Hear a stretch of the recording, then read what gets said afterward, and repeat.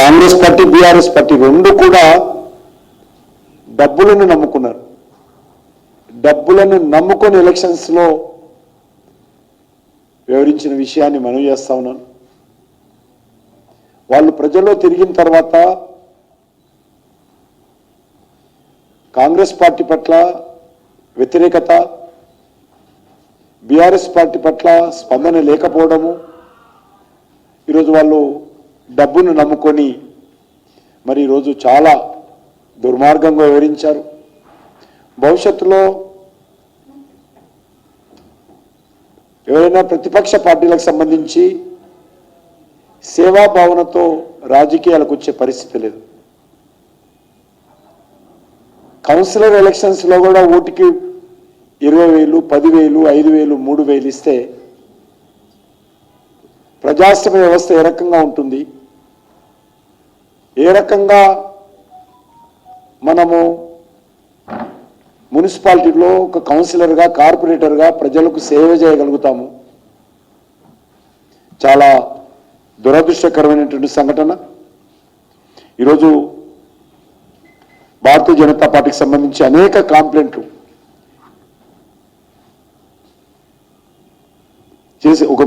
చేసినప్పుడు కూడా ఎక్కడ కూడా స్పందన లేదు. వివరాలు అనేకం ఉన్నాయి.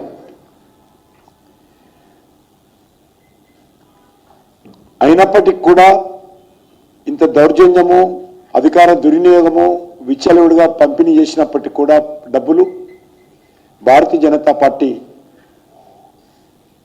మంచి ఫలితాలను ఈ ఎలక్షన్స్లో సాధిస్తాము. ఆ రకమైనటువంటి మా పార్టీ స్పందన బాగా లభించింది. చివరగా ఎలక్షన్ కోడ్ ఉంది. ఈరోజు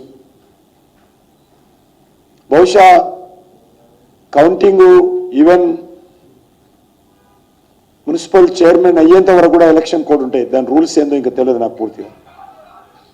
కానీ ఎలక్షన్ అవుతా ఉంటే తెలంగాణ వ్యాప్తంగా ఉన్నటువంటి మున్సిపాలిటీస్, మున్సిపల్ కార్పొరేషన్ సంబంధించినటువంటి ఎలక్షన్ జరుగుతూ ఉంటే ఈరోజు అనేక మంది ఐఏఎస్ ఆఫీసర్ని ట్రాన్స్ఫర్ చేశారు. అసలు ఈ ఎలక్షన్ కమిషన్ ఎందుకు, దానికి విధి విధానాలు ఎందుకు, నామ్స్ ఎందుకో నాకైతే అర్థం కాలేదు. అనేకమైనటువంటి మున్సిపాలిటీస్కు, కొత్త మున్సిపాలిటీస్కు, మున్సిపల్ కార్పొరేషన్స్కి ఆఫీసర్స్ వేశారు. అనేకమైనటువంటి వివిధ మంత్రిత్వ శాఖలకు సంబంధించినటువంటి అధికారులను ఈరోజు ట్రాన్స్ఫర్ చేయడం, కొత్త వాళ్ళని వేశారు. రెండవది 3 కార్పొరేషన్స్ కొత్తగా క్రియేట్ చేశారు. అంటే 1+2. ఇది కూడా ఎలక్షన్కి సంబంధించినటువంటి విధి విధానాలను వయలేట్ చేసినట్టే.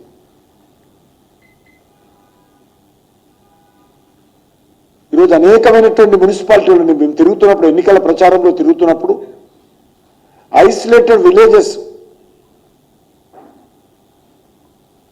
మున్సిపల్ హెడ్ క్వార్టర్గా చాలా దూరం ఉన్నటువంటి గ్రామాలను కూడా ఈరోజు మున్సిపాలిటీలో కలిపారు.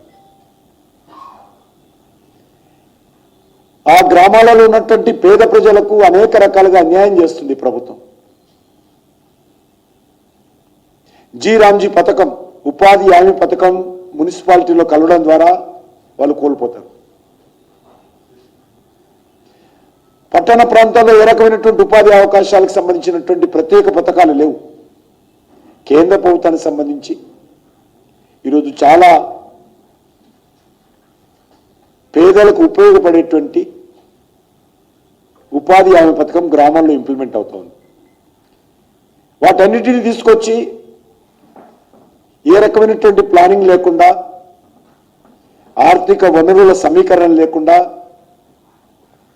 సమగ్రమైనటువంటి కార్యాచరణ ప్రణాళిక లేకుండా, అవసరం ఉందా లేదా చూడకుండా ఇష్టారాజ్యంగా గ్రామాలను కలిపారు. ఈరోజు మన కొత్తగా 2 కార్పొరేషన్స్, జిహెచ్ఎంసీతో పాటు మరో కొత్త 2 కార్పొరేషన్స్ హైదరాబాద్ చుట్టుపక్కల ఉన్నటువంటి ప్రాంతాలను కలిపి ఈరోజు 3 కార్పొరేషన్స్గా నోటిఫికేషన్ ఇచ్చారు. మళ్ళీ